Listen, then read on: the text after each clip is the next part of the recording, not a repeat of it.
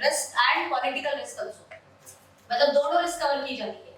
First is payment risk and the second is political risk also. What is about the political risk? Ukraine Russia war हुआ and because of that अगर आपका container Ukraine में अटक गया तो they will give you 100% coverage on that. Okay?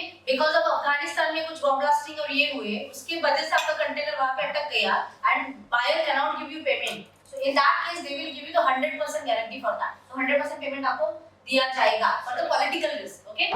But for the buyer अगर default होता है तो उस केस में आपको 80 to 95% तक का कवरेज दिया जाता है. ठीक है. फर्स्ट टाइम अगर आप एक्सपोर्टर हो तो दे will give you the 80% coverage. Okay.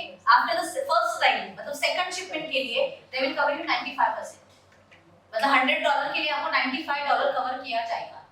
Okay. This is for the ECGC. अब उसकी प्रोसीजर क्या चलेगी? लाइक जैसे मैंने बोला कि नंबर ऑफ लीड्स निकाल हमने लीड जनरेट किए चैम्बर एम्बेसी काउंसिल्स ये वो सब करके सबके साथ लीड निकाले 100 लीड्स मेरे पास है 100 leads are targeting to them है फॉलोइंग ये वो सब किया आउट ऑफ द 100 4-5 लोग बचे जो रियली इंटरेस्टेड क्योंकि 100 में से तो 100 तो कम्युनिकेट नहीं करेंगे ना आपसे 4-5 पीपल आर देयर तो 4-5 लोग बचे अभी उनके साथ मुझे आगे कांटेक्ट करना है बट 4-5 लोगों के साथ मुझे अगर आगे जाके धंधा करना हो तो I need to check now the buyer is genuine और नॉट 100 को मैं चेक नहीं कर सकती लेकिन 4-5 को चेक किया जा सकता है. So what is the procedure for that? So I will give to ECGC ये मेरे बायर है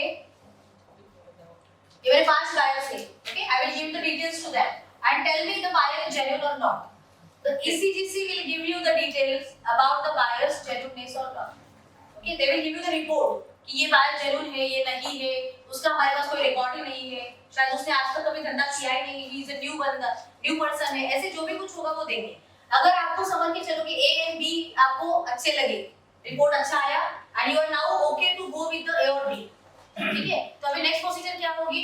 you need to take the buyer's policy. The first procedure is you need to take the buyer's policy first. तो A और B जो भी कुछ आप करना चाहते हैं उसकी आपको पॉलिसी देनी है. पॉलिसी इन द सेंस सीधा जाओ उनके पास वो सारे डिटेल्स फिल अप करो वो आपको पॉलिसी दे देंगे. ठीक है. This is the first. The second is you do the shipment. Policy लो इनके साथ शिपमेंट करो जो शिपमेंट की सारी प्रोसीजर बताई वो सारी फुलफिल करो और फिर ईसीजीसी के पास आओ और उनको डिक्लेयर करो कि इस बंदे को मैंने इतने अमाउंट की शिपमेंट की है. तो डिक्लेयर करना मतलब क्या? आपका इन्वेस्ट पैकिंग से उनको देना है. इसका मतलब डिक्लेयर करना है. ठीक है. सो दिस दूसरा क्या हुआ? डिक्लेरेशन. इन शॉर्ट थर्ड मतलब सेकंड है कि आपको इन्वेस्ट पैकिंग से उनको जमा करना है तो उनको समझ जाएगा कि आपने कितना कुछ किया है. Okay. And the third is you need to pay the premium क्योंकि इट इज इंश्योरेंस तो आपको प्रीमियम पे करना है. सो प्रीमियम किसके ऊपर करोगे? ये जो डिक्लेयर कर रहे हो इनवॉइस उसकी जो अमाउंट होगी उसके ऊपर आपको प्रीमियम परसेंटेज पे करना है. Okay. So the third step is premium. So premium कितना होता है? It is based on the country and it is based on the payment term. Credit अगर ज्यादा है और रिस्की कंट्री को जा रहे हो तो इस केस में आपको प्रीमियम ज्यादा लगेगा. ओके. पेमेंट टर्म अगर आपकी लाइक एडवांस 50% ऑलरेडी आया है 50% का ही है तो आपको पेमेंट प्रीमियम कम लगेगा. ओके. लेकिन ज्यादा लगता है इसका मतलब कितना होता है? The maximum is 1% only. It's nothing right. Maximum is 1% only. So अगर ज्यादा से ज्यादा लगेगा तो भी 1% लगेगा तो उतने ही रिस्क आपको कवर करनी है. You need to pay the premium और प्रीमियम पे किया आप रिलैक्स हो जाओ. अभी अगर कुछ भी होता है so they will be give you claim 80 to 90% of the claim. तो आपको आगे की प्रोसीजर क्या करनी? अगर ये किया इसका मतलब आप सिक्योर हो. अभी अगर बाय डिफॉल्ट भी करता है कुछ भी करता है तो भी आपको क्लेम मिलेगा. सो अगर आपकी पेमेंट टर्म थी 10 मार्च और आपका पेमेंट नहीं आया so now what is the procedure? 10 मार्च से 10 अप्रैल तक you will need to wait. एक मंथ का बफर पकड़ा जाता है कि शायद वो देगा. हो सकता है ना कि आज नहीं दिया लेकिन बाद में कुछ प्रॉब्लम होगा तो देगा. So 1 month you need to wait for that. एक महीने के बाद भी पेमेंट नहीं आता है तो अगेन नेक्स्ट 11 अप्रैल को आप जाओ. उनको क्लेम फॉर्म होता है.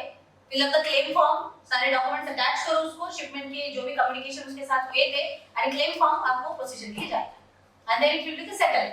सेटलमेंट के लिए उन्होंने बोला है 3 मंथ्स वर्किंग डेज. 3 महीने का उन्होंने टाइम दिया है for the settlement of the claim. तो सेटलमेंट 3 महीने के बाद किया जाएगा मतलब विद इन 3 मंथ्स. तो वो स्क्रूटिनी में जाएगा. फिर जो भी कुछ होगा डॉक्यूमेंट्स पूछे जाएंगे आपको ये क्यूरी वो क्यूरी जो भी कुछ होगा they will ask you for that.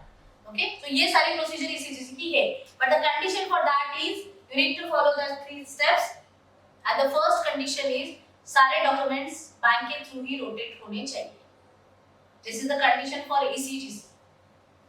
Okay, क्योंकि बैंक के साथ रोटेट हुए इसका मतलब आपने एक्सपोर्ट की सारी प्रोसीजर फॉलो की है and then they will give you the claim form.